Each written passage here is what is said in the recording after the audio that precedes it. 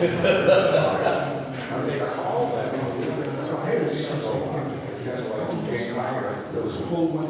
right.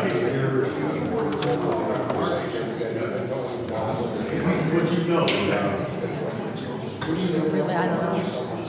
Did you look at his paper for this month? I was curious about Belle's video. Hi.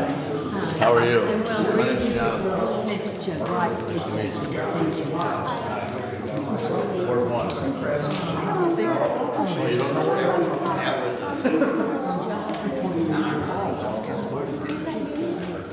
Yeah, oh yeah, that's for sure.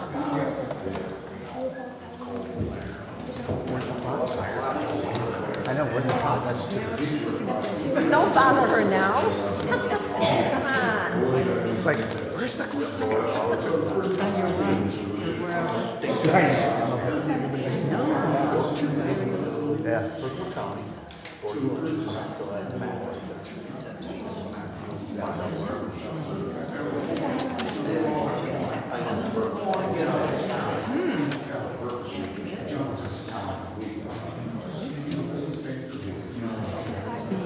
Snowdrops up by the library, February 1st.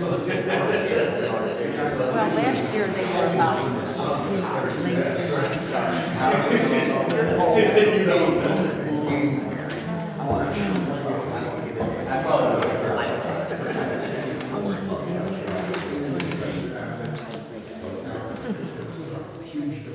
it's not a really summer.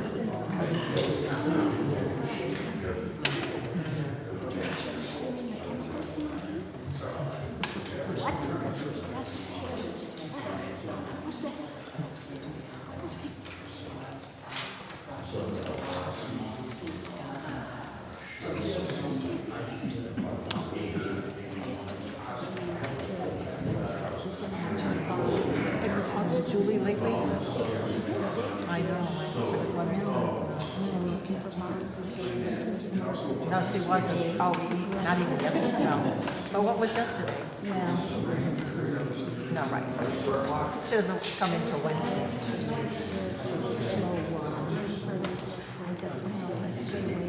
Oh, yeah. No. Yeah. It is.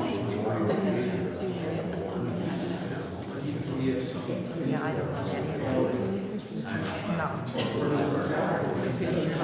Almost every morning when I'm out walking.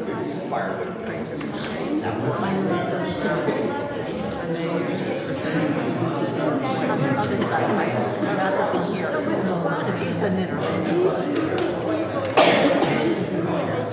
Yeah. Yeah, oh yeah. He's gonna the Christmas tree for the, you know, sometimes when they start adding things, that's not a good thing. You know, leave it like it was. Right.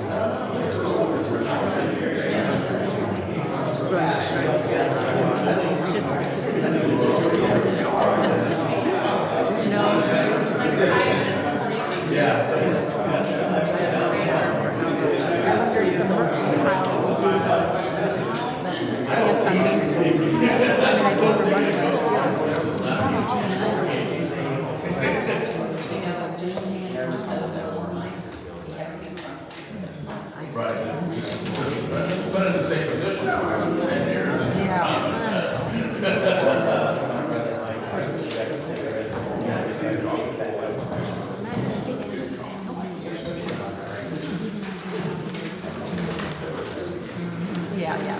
Oh, yeah.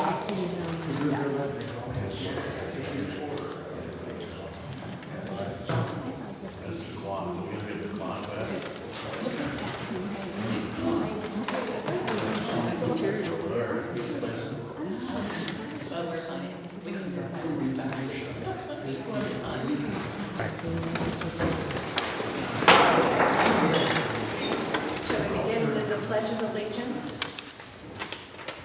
pledge allegiance to the flag of the United States of America and to the republic for which it stands, one nation, under God, indivisible, with liberty and justice for all.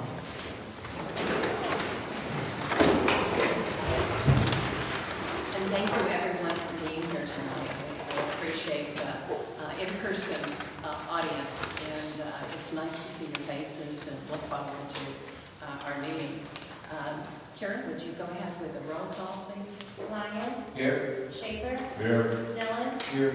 Powers. Here. Murphy. Here. Mariner. Carter. Here. Carpetti. Here. Do we have any comments from the floor at this point? Yes, go ahead. You'd step up to the mic here.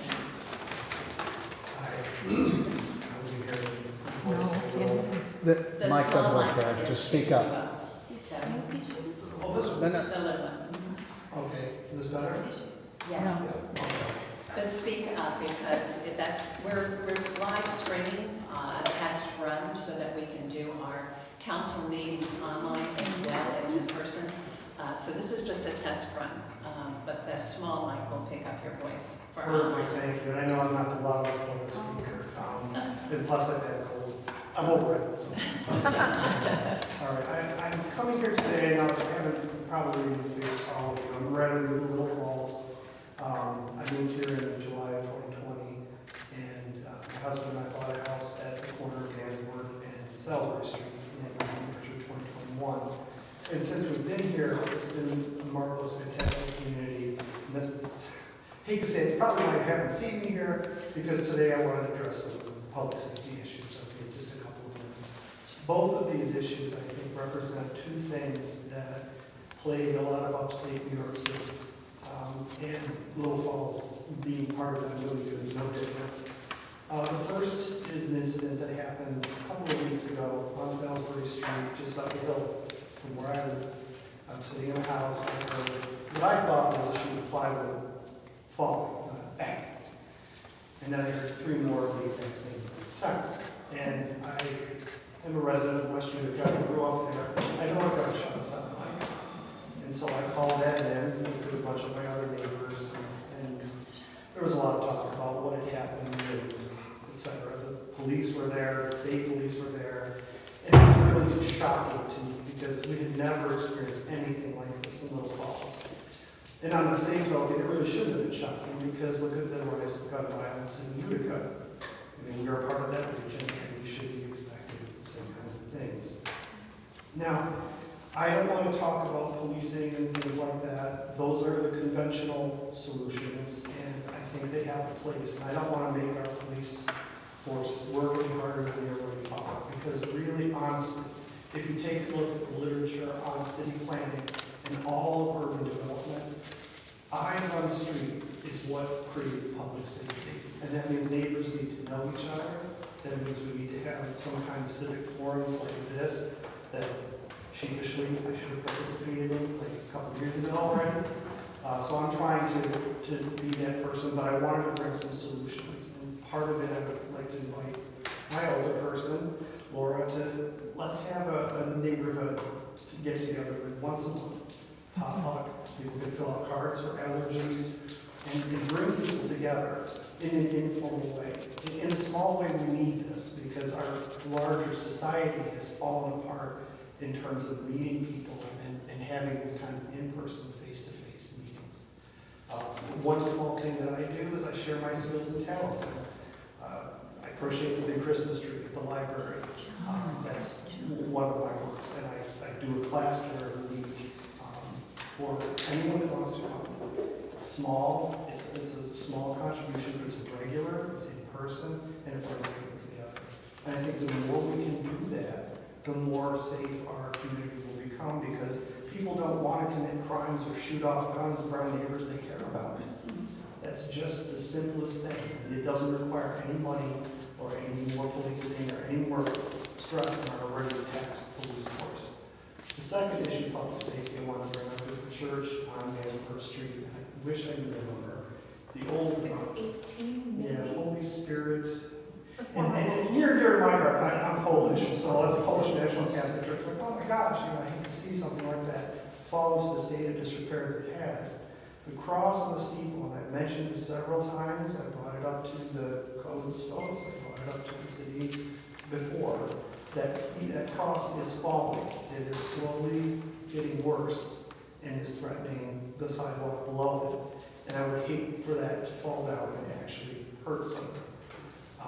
And that brings me to my other point. Again, I think one simple thing every municipality should be doing that doesn't require any more money or any more effort or any new laws that you already have is codes enforcement.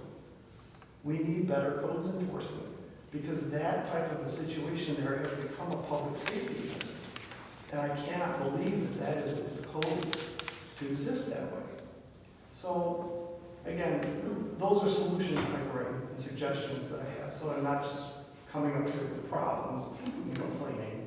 And I thank you all for listening. Well, thank you for your input, I appreciate that. The church that you're speaking of, Codes has been working, the city engineer has worked on this and looked at it. So after this meeting, you might want to connect with the city engineer for a little bit more input. But it is something that Codes has been looking at for a couple of years, 2 or 3 years now. So it is always a challenge to find property owners often and to be able to do too much. But this is something we can talk about afterward. And I like your ideas about getting together, people collaborating, neighborhood watch type of environment. I think it makes a big difference. Okay, let's go. Yes, hi. My name is Stephanie Shepherd, and I live at 760 East Monroe, which is actually right off East Monroe on a little street called Valley View, the Little Falls Housing Authority buildings. And it came to my attention over the weekend by my neighbor. He was asking somebody, I guess he had called down to the office of the Little Falls Housing about the fact that we haven't had any lights. We have 2 lights that have been out since last June on the street, which throws where my building is all the way to the very end into complete darkness at night. I'm talking about pitch black. And today, when I called the office, I was told that there seems to be a discrepancy or confusion about whose responsibility it is now to change the lights, maintain the road, plow the road, because apparently the city is now not doing anything for us.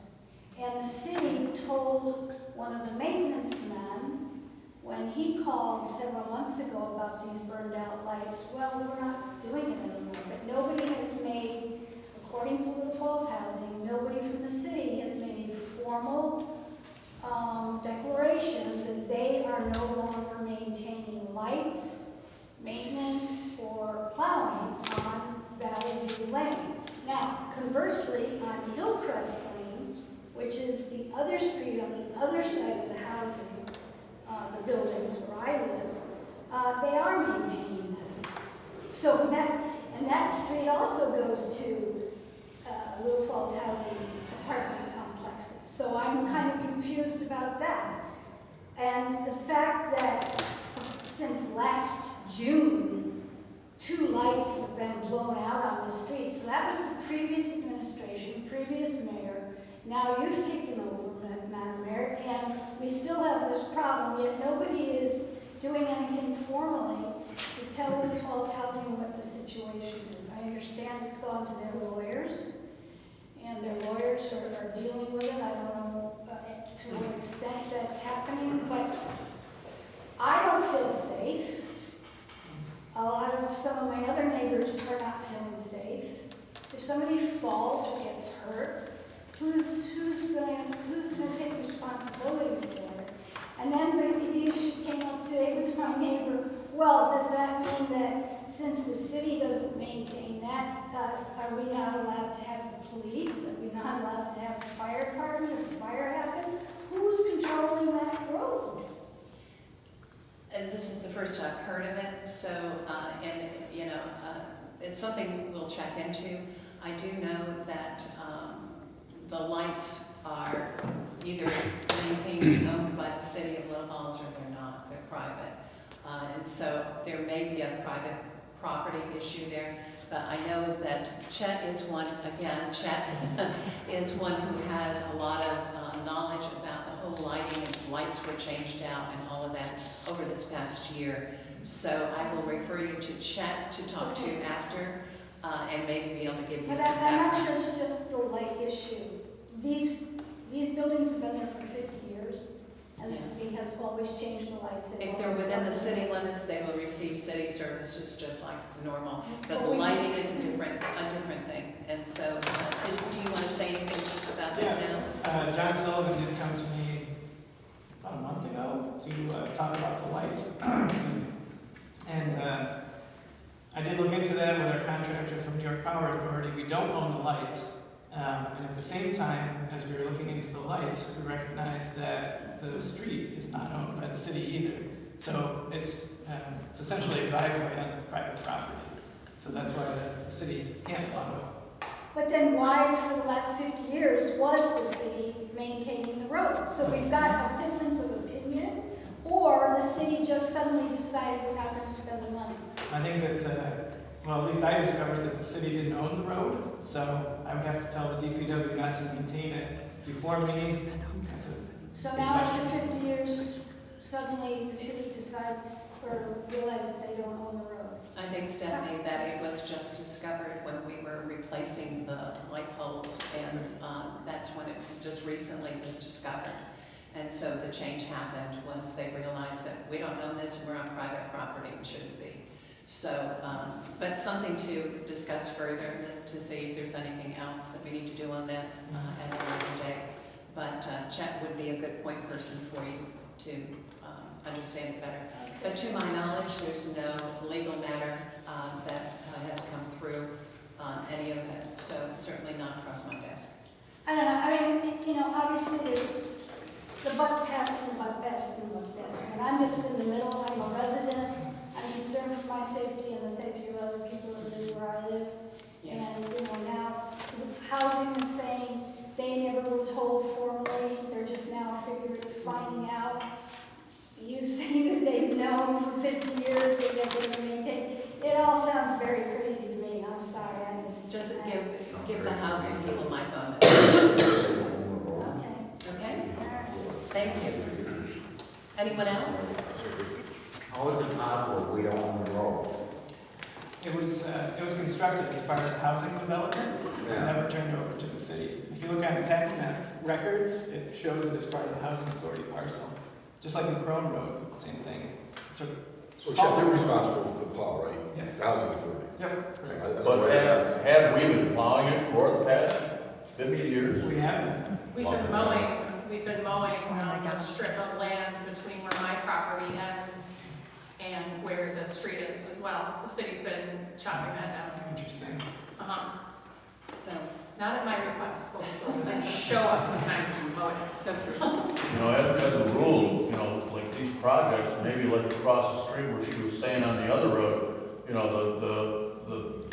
the property itself, they put the road in and then we would assume the road and then the road would become public. But obviously that never happened on that specific Right, property. so it becomes an insurance issue as far as if we hit a parked car on the road, et cetera. Our insurance isn't gonna cover Yeah, it. we're on private property. There's a dedication process yeah. for the road. There's a dedication process that sounds like it never took place.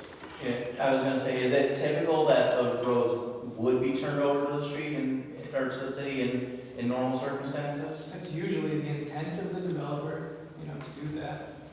It looks like it didn't happen. By the way, I apologize, I never introduced our new city attorney, Thank you. It's okay. Nick May. So that's who is speaking. And is there any, limitation on how soon that would have to happen? Like, would they be able to now turn it over to the city, or is it, too far past that point? I'd say that's an attorney question, but Do you want me to field that Yeah, question? if you would. would, I haven't read the law on it in quite some time, however, I do believe a dedication of a road can take place at any time. You know, it's a process. However, I do believe it's not out of the box, if we can use that term. It still could occur. And my understanding from what Chad was saying is that the reason we stopped plowing and maintaining is a liability issue. Not that the city was saying, oh, we don't have to do it, so our hands are clean of it. It's Right. that we can get in further trouble if something happens. And I think since the authority owns the road, it's their liability issue, not ours. Thank you. So should we be looking at some kind of process with the housing authority to see what can be done? I mean, if we've been taking care of it for all this time, it certainly can't be adding very much to the budgets, let's face it. it's, I think that the thing is, once I can communicate with the housing authority, now that I know about it, I'll come back to everyone with some solutions and recommendations. Excellent, thank you. Thanks, Nick.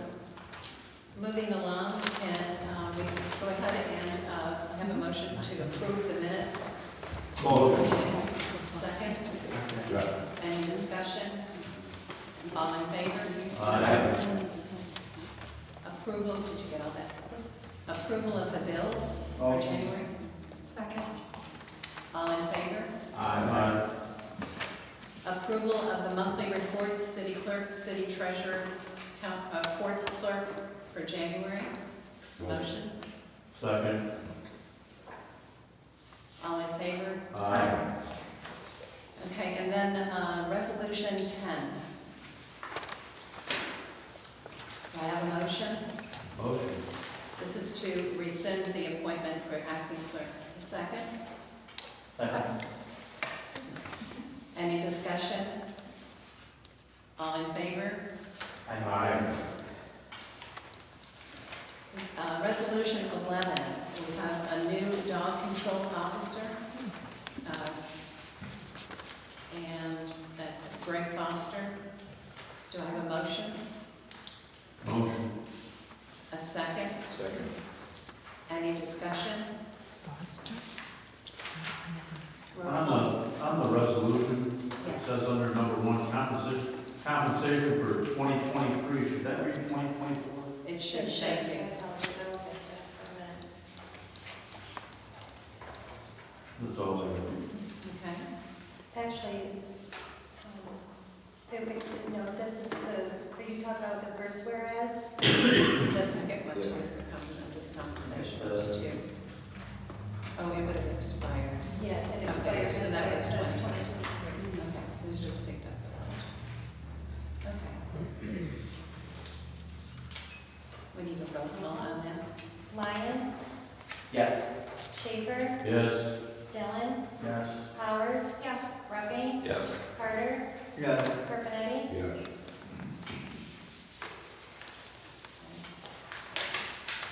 And resolution number 12, planning board reappointments and appointments. Do I have a motion? Motion. Second? Second. Okay, I'll start the discussion on this one. We have planning board, Tony DeLuca, Mike Ryan, Dave Van Meter, Richard Morgan, Alan Kazmersky, Al Chase, and Tom Maheven. Are there any other discussions? All in favor? There's a few different resolutions that are appointing people. Are they making all of these boards full? Yes. Because I know many boards that we've had have been pretty sparse. So are we filling them up? We're filled, yes, we, 21 appointments, 10 of which are new people who've never served before, so we're excited about our boards. We have a full house. All right, thank you. Okay, and roll call on this one, sorry. Lyon, Yes.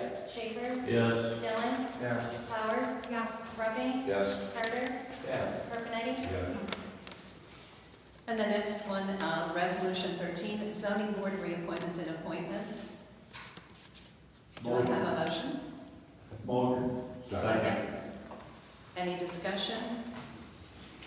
So we're gonna hear who are those people? Yeah. Let me go through that. We have on zoning board, we have Mike Mulger, Stan Dixon, Mark Berry, David Mears, Teresa Lee, and Rita Rose. All of them, except for Rita Rose, have been on the board before, so this is a reappointment for them. Any other discussion? Roll call? Lyon, Yes. Schaefer, Yes. Dillon, Yes. Powers. Yes. Ruffing, Yes. Carter, Yes. Carbonet. Yes.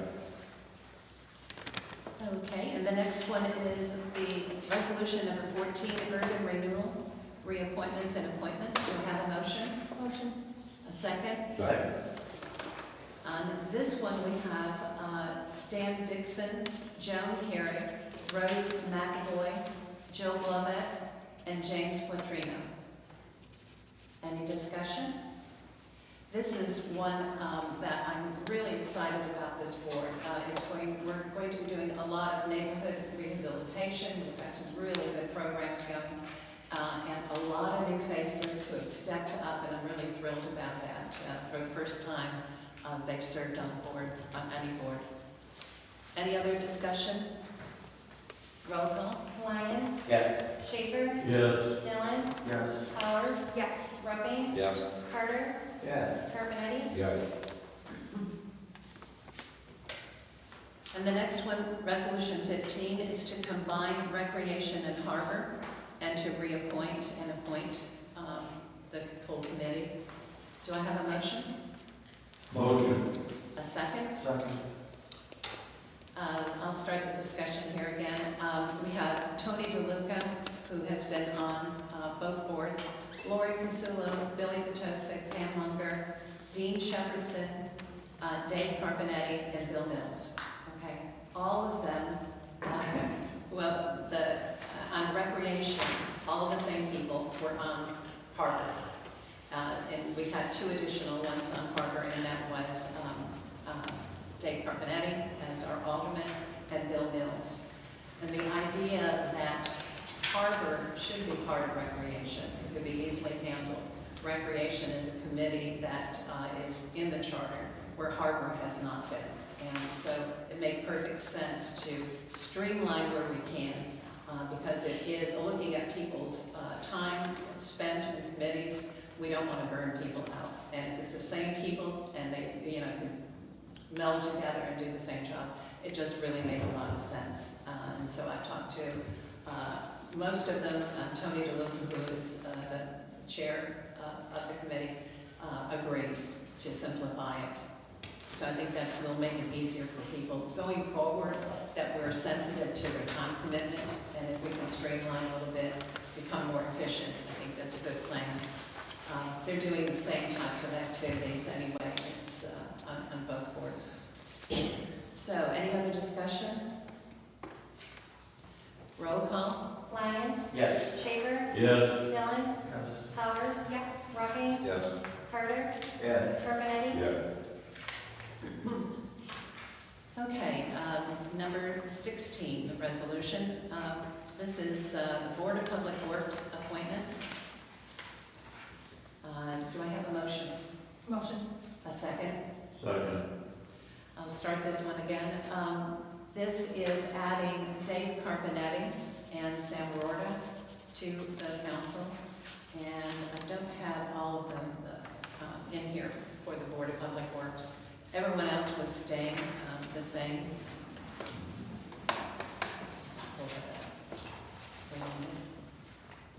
You don't think we need These 2 are the only ones coming out. the only, okay. Any other discussion? Okay, we need a roll call on this one as well. Lyon, Yes. Schaefer, Yes. Dillon, Yes. Powers. Yes. Ruffing, Yes. Carter, Yes. Carbonetti. Yes. Okay. And 17, reappointment of the Board of Assessment. Do I have a motion? Motion. Second. Okay. This is Sam Rorta. Again, he is being reappointed. Any discussion? He's been doing this for 9 years. He's chairman and also a board member for 9 years. Okay. Roll call. Lyon. Yes. Schaefer. Yes. Dillon. Yes. Powers. Yes. Ruffing. Yes. Carter. Yes. Urbanetti. Yes.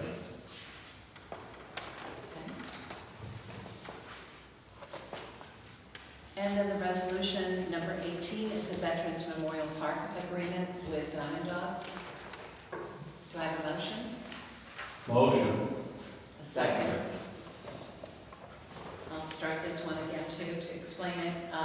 Every 3 years, we renew the contract with Diamond Dogs. And this is a consistent contract, nothing has really been changed in it going forward. Just the slight percentage increase year to year from 25 to 26. So this covers 24, 25, and 26. And everything else is standard and exactly what it has been over the last 3 years. Do I have any discussion? Okay. Roll call. Lyon. Yes. Schaefer. Yes. Dillon. Yes. Powers. Yes. Ruffing. Yes. Carter. Yes. Urbanetti. Yes. Okay. And resolution 19, the city's wastewater treatment plant UV disinfectant program. This is going out for bid for general electrical and heating and ventilation competitive bids for this particular contract. Jeff, do you want to explain that? So this is the. Sorry. Sorry. We need a motion. Motion. Second? Second. Okay. Any discussion? So this is the wastewater treatment plant UV project we've been talking about for quite a while. It's finally ready to go out to bid.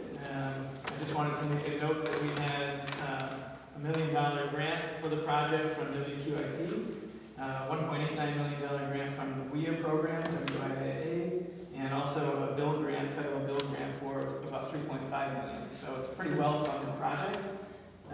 We're all set with our financing application through New York State Environmental Facilities Council. And the next step in that financing is to put the project out to bid, get our amount that we're going to award to a contractor, and then that will be our ultimate bond amount with EFC. So this is just the next step for us, and we're really close to construction. Excellent. This is important too, because this is an $8 million project that is, comes through state mandates and things like that. And the grants that Chad has been going after, we've been getting them. So we're closer. What is the spread now that we're still looking for another $1 million? Well, we're 8.6, and we've got 3.52, so 5.5, another 6. We're 6.5 million grant now. Yeah. So it will continue to do that. So hopefully we can do it without taxpayer money, that as many grants as we can bring in. So really a great job, Jeff. Any other discussion on this one? Roll call. Lyon. Yes. Schaefer. Yes. Dillon. Yes. Powers. Yes. Ruffing. Yes. Carter. Yes. Urbanetti. Yes. Okay. Number 20. This is the piggybacking of purchases resolution. Do I have a motion? Motion. A second? Second. I'll start the conversation with this one also to explain it a little bit. Governor Cuomo in 2012 came out with an executive order that said municipalities would join forces to be able to get purchases of high-ticket items in bulk and save money. Most communities, what you had to do was to start with a resolution from their council. Most did. We just, somehow it slipped through the cracks and we never did this. When I was talking to the fire chief and talking about vehicles and things like that, I said, we need to go in with some others who are buying at the same time, see if we can get a better deal. And he said, well, we don't have a resolution for piggybacking. And so I said, well, we can do this, we can get this done. So that's all it is. It's really an opportunity to be able to bundle with others on a variety of things. Any state programs, anything where we can save money, even with insurance. If equipment, but it's really the high-ticket items that we're looking to save money. So this will allow them to be able to engage in that kind of purchasing agreements. Any discussion? I just have a quick question. So as far as, when or the demo fire truck is purchased, it would still go through the council, that specific purchase and all that would be the same, it's just that we would be joining with other municipalities to get a better deal. Right. From what I understand, they even have groups that bundle different communities together, and they offer them up on a portal website that says, do you want to buy in on this and save some money? So everything that we would do here on our end would remain exactly the same. It's just giving us an opportunity to get a little bit better deal. Thank you. Sure. Anyone else? Okay. And this will need a roll call, please. Lyon, Yes. Schaefer, Yes. Dillon, Yes. Powers, Yes. Ruffing, Yes. Carter, Yeah. Carpenetti. Yeah. Okay. And resolution 21, the mitigation plan. Do I have a motion? Motion. Second? Second. This one I'm going to let Chet lead out with the discussion, if you wouldn't mind. Sure. So this is a plan that we have been working on for about 2 years with Herkimer County and other communities who chose to participate in the county. Which is quite a few. Our section of the report details needs of the city as far as mitigation planning for potential future hazards. Everything, mostly in the city, mostly dealing with floods, fires, but it goes all the way down to wildfires, droughts, disease, etc. So it does get into the weeds, but also does get some kind of more, I think, realistic needs that we have, such as generators at critical facilities. So this is a report that we're participating in, put together ultimately by the county, and this is us adopting and buying into that plan. This can be used, now once it's established, this can be used for going after FEMA grants for hazard mitigation and Department of Homeland Security grants for hazard mitigation, among many others. So I think it's a worthwhile thing. Opens up the door for grants that we wouldn't otherwise have, and they're for things that really help us look at where we are, what hazards we might, with all our flooding that we have and other issues, backup generators and, all kinds of different things that we really need. So it's a great program. Chet did a great job on outlining a plan of action. So now, once the resolution moves forward, next steps would be they approve us as a grant recipient capable of running through some of these grants and looking at funding them. So just another pocket of money that will help us, I think, in a major way. Any discussion? I just have a question on one line where it says, whereas the City of Little Falls County Council has prepared a multi-hazard mitigation plan. We did that and approved it, or I'm not sure where that line comes from. I would say that should say, whereas the city of Little Falls has prepared. We prepared our section of that overall plan. Oh, okay. Yeah, I would straight common council. So common council is just kind of added an error, do you think there? Right. Yeah. All right. Thank you for noticing that. I also did have one question. Is there any urgency or deadline for us kind of signing on and adopting this plan?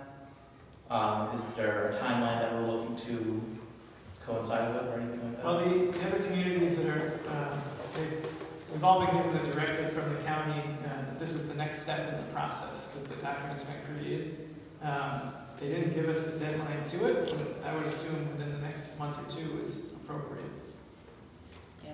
Not all communities are participating or are being considered.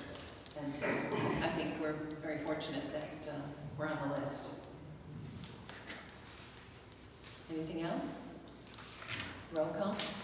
Lyon, Yes. Schaefer, Yes. Dillon, Yes. Powers, Yes. Ruffing, Yes. Carter, Yeah. Carpenetti. Yeah. Any new business?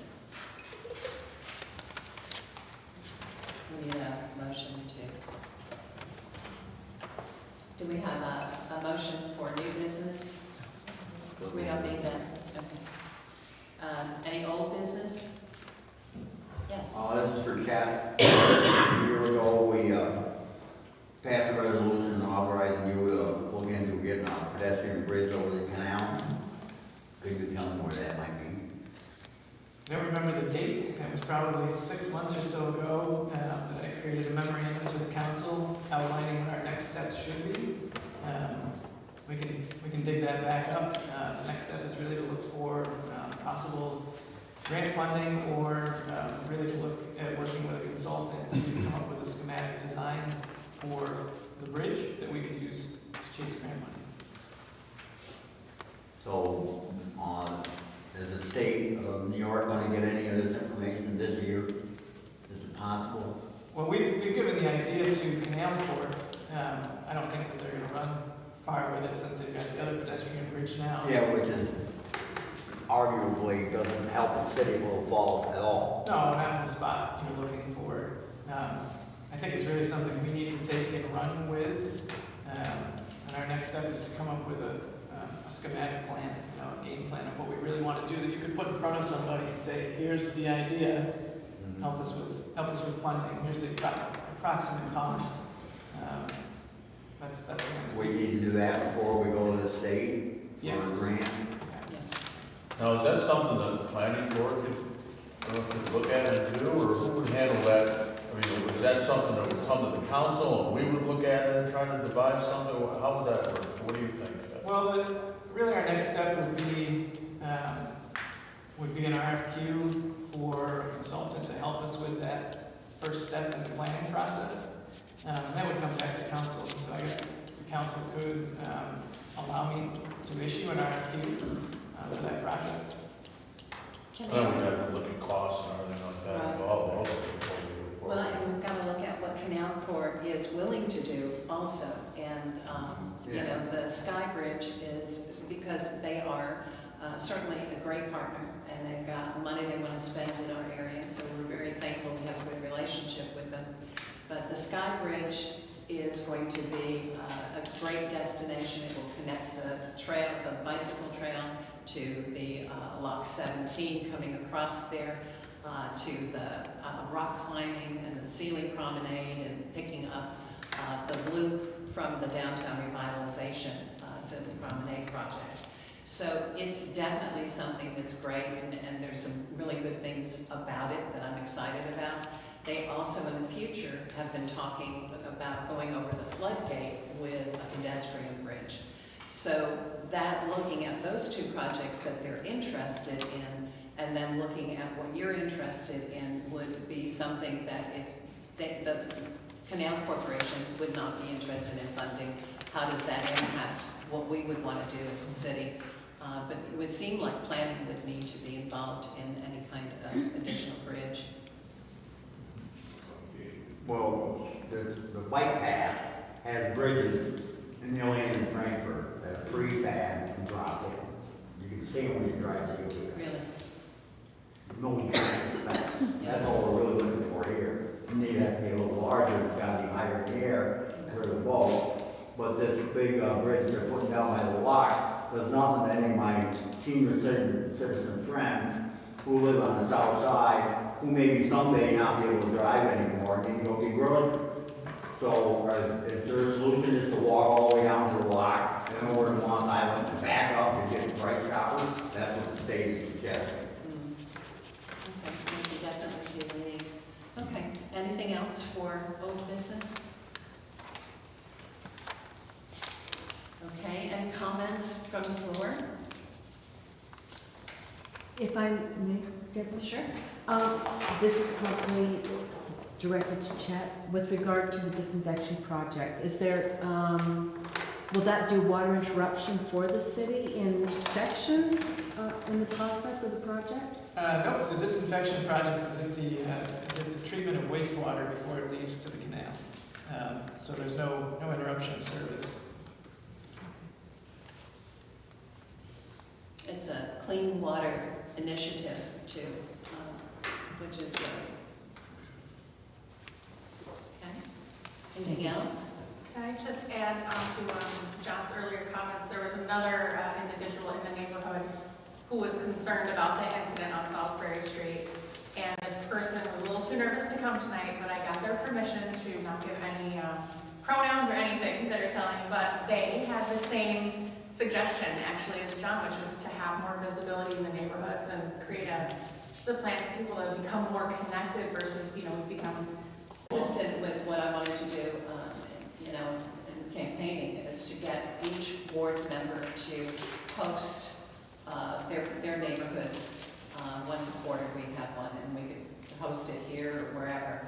But to be seen more in the wards, and I think that would be something worth considering in the future. But yeah, I like the idea of being more visible in neighborhoods.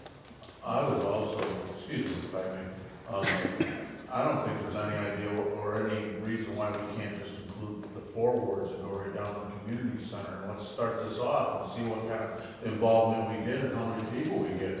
You know, and you start, knocking on a few doors of, they all live in specific territories and see what kind of generation we can get. So we can keep regenerating people and get them on the boards and get them interested. I mean, it's nice to see a full meeting, to tell you the truth. It's really nice to see it.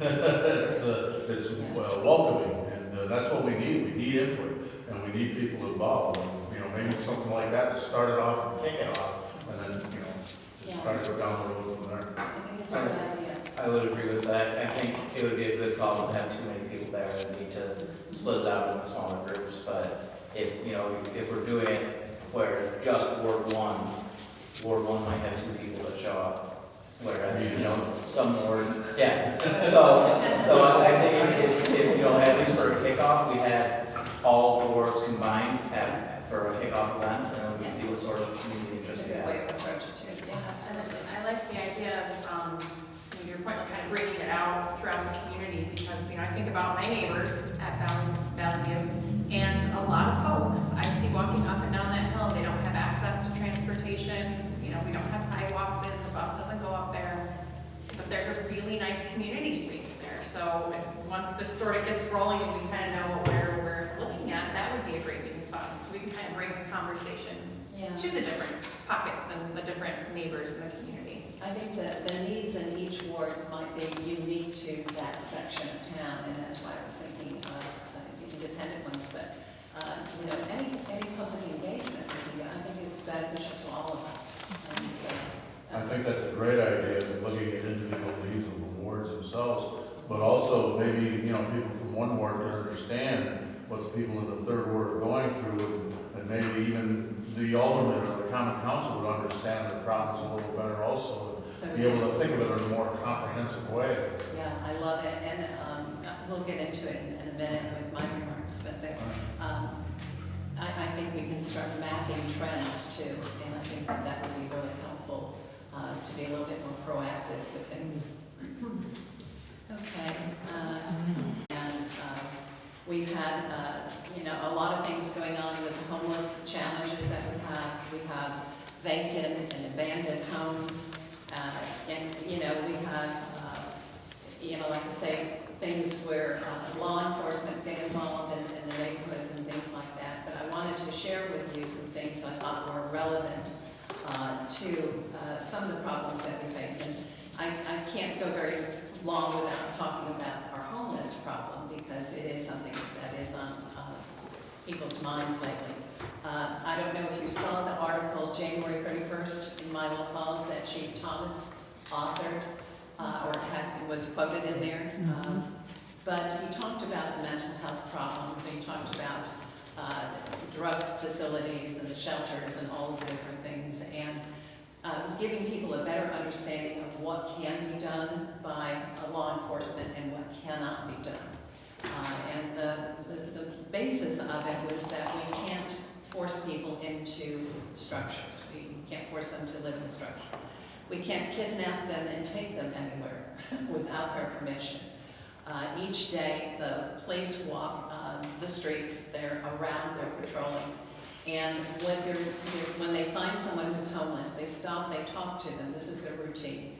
And they ask them if they need help. And if they need help, they talk about shelters and things like that.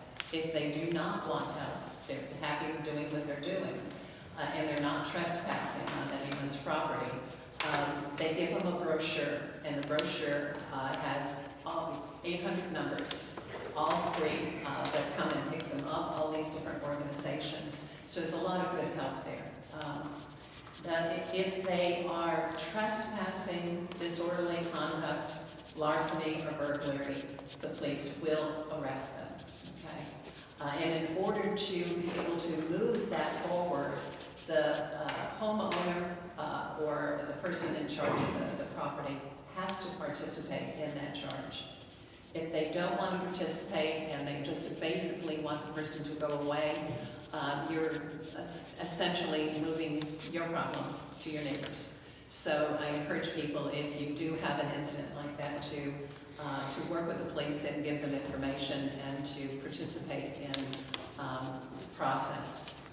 I think some of you probably saw on social media the National Grid property across from Mike George's along the waterfront there. That's, what street is that, Elizabeth Mill? Anyway, that has been a project that has been ongoing with the police department since November. And the property owners were alerted that there was squatting taking place. They chose at that time not to do anything. They decided that cold weather would come in and they would move to, more comfortable surroundings. Recently, it seems like it has started to grow, so they were re-engaged.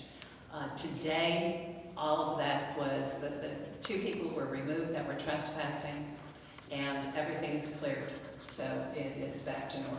And Canal Corporation came in and they cleared everything out. So there is no longer the challenges that people were having around that area are trespassing. And the property owner wants to file a trespassing charge.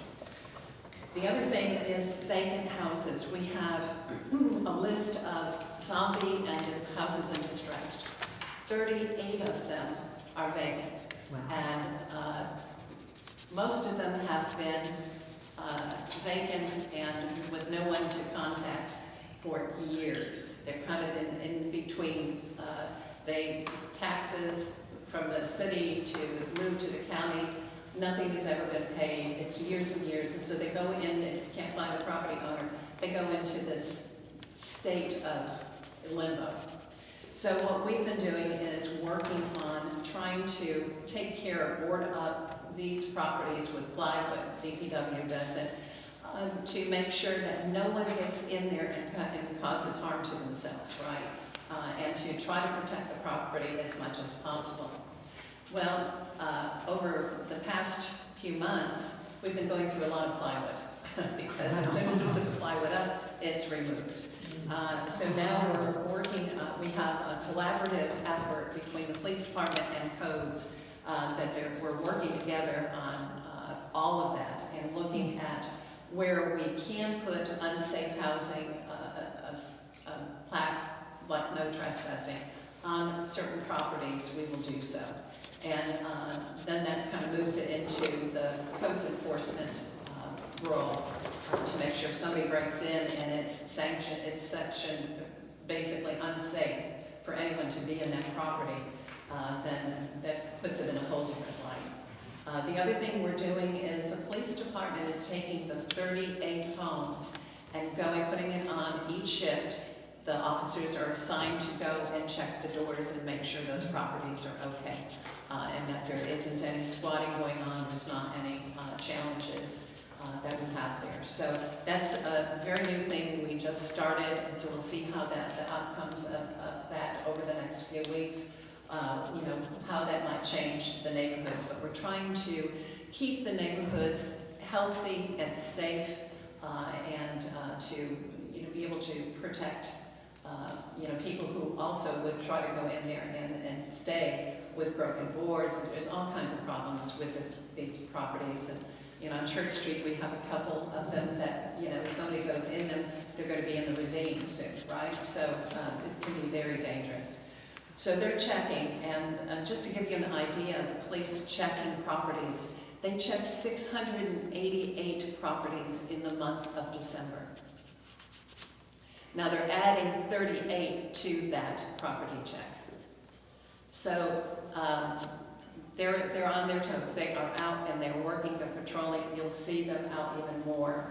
And since, I came on board, we have made it a high priority for them to be out in public and to be walking the streets, Main Street and all, and just be more visible. So I think that's going to help. The other thing that I've been doing is working with Herkimer County to release some of the properties that we're able to release, so that we can put them in the hands of qualified builder, remodeler, who can return them to a single-family home that they can either rent or sell, flip it, put those back on the tax rolls, and clean up the neighborhoods instead of letting them deteriorate even more. I've been working with the chairman of county properties in Herkimer with this, and he's relatively new, but excited about working with us.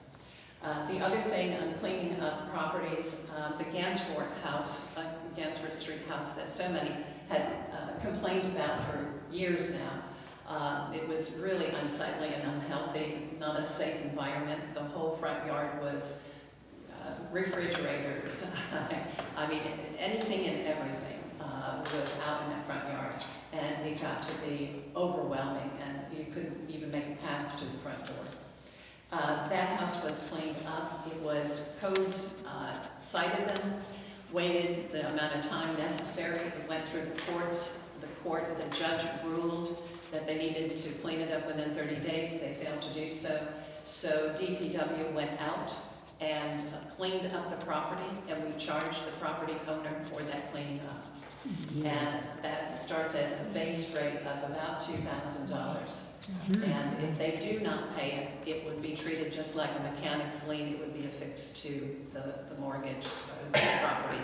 So they could not sell it without reimbursing the city for cleaning that up. So far that has worked really well. That happened about 2 weeks ago, 2 or 3 weeks ago. I drove by to look at it last night, and it's clean. It's immaculate, the front yard anyway. So these are the types of things we've been working on. They're small things, but I think overall they will really make a big difference in quality of life, our neighborhoods, the perceived value in our homes, and just the safety of walking the streets, walking your dog. I think all these things are important. So, any questions? Yes? Yeah, is the land bank still in business? They are, but Herkimer County is not, Participating? they're not participating. At the county level, they have had some real issues with the Greater Mohawk Valley Land Bank. So they're looking at doing their own land bank. So we'll have that option in the future. But right now, we're kind of on our own. And so that's why I'm looking at what can we do to get these properties that we have back on the tax rolls and to improve these neighborhoods. And there's a lot we can do on our own. When we get to the point where it's a tear down, it's a very different thing. And that's where we would really need the land bank money. But I think there's so many... They still have offices here? They do. They do. They're working with, I don't know how many different counties. 6. 6 counties. So they're still working with the other counties, but with Herkimer County, they are not.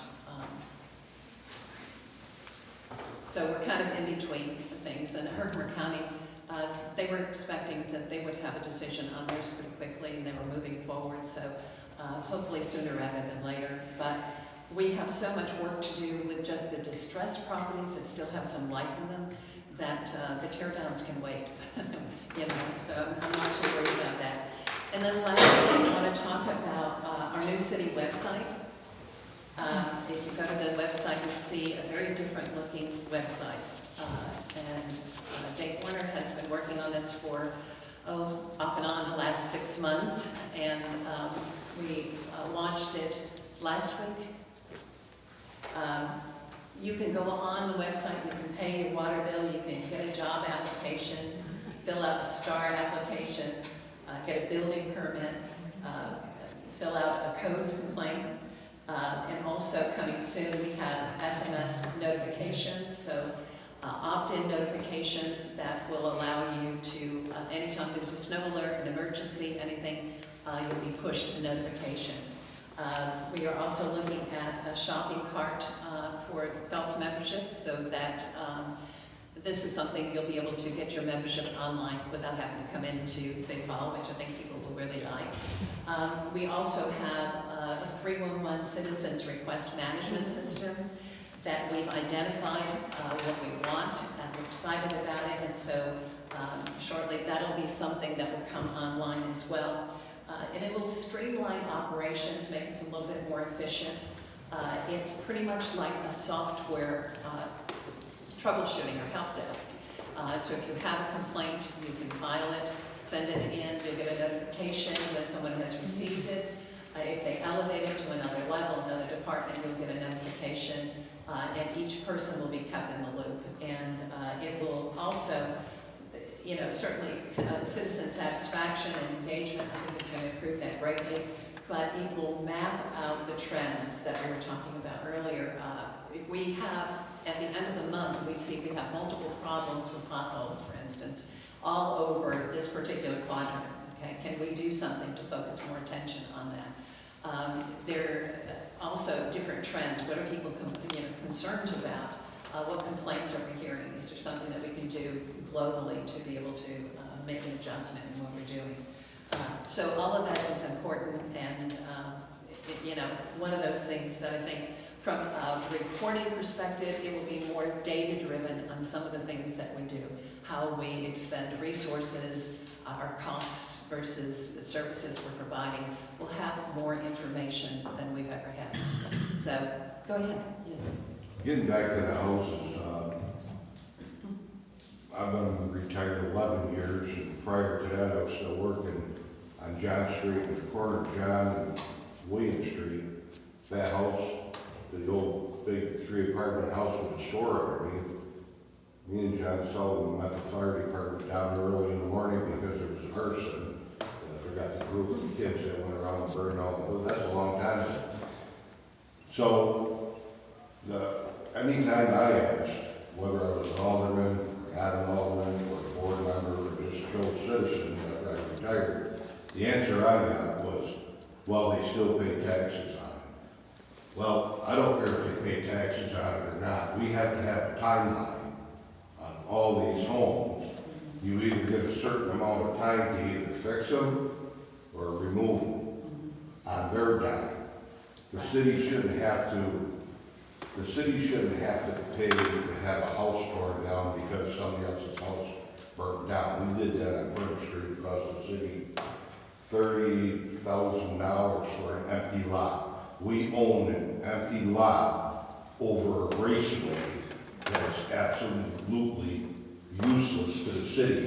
Because if anybody would let somebody build a building over your main raceway, you're crazy. You understand what I'm saying? So we pissed away whatever it cost us for emergency tear down.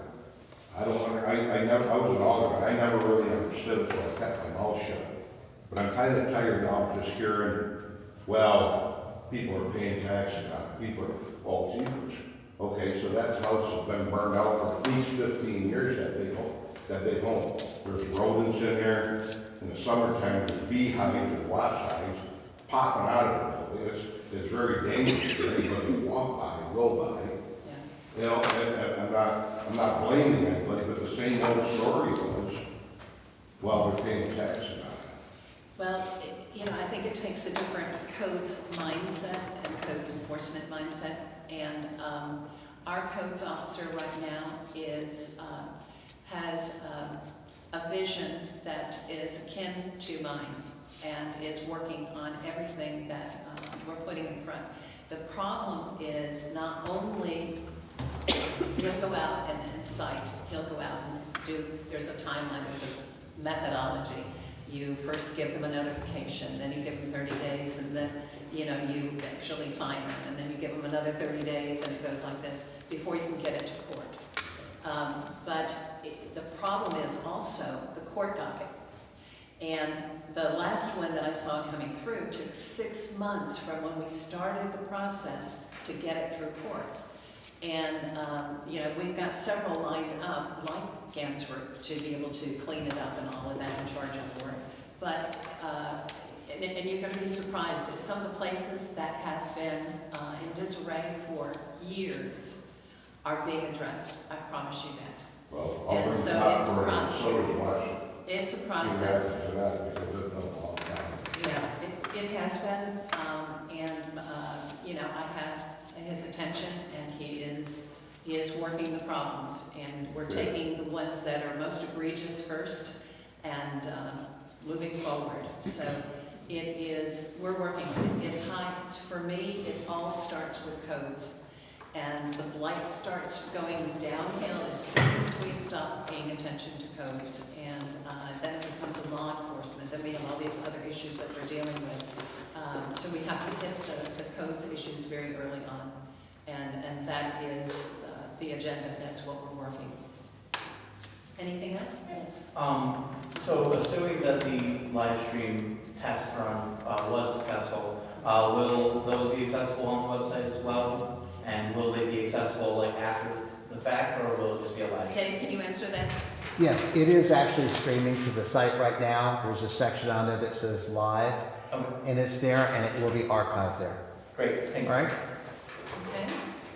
Wonderful. So lots of good conversation tonight. This is good. Do I have a motion to adjourn? Motion. Second. All in favor? Aye.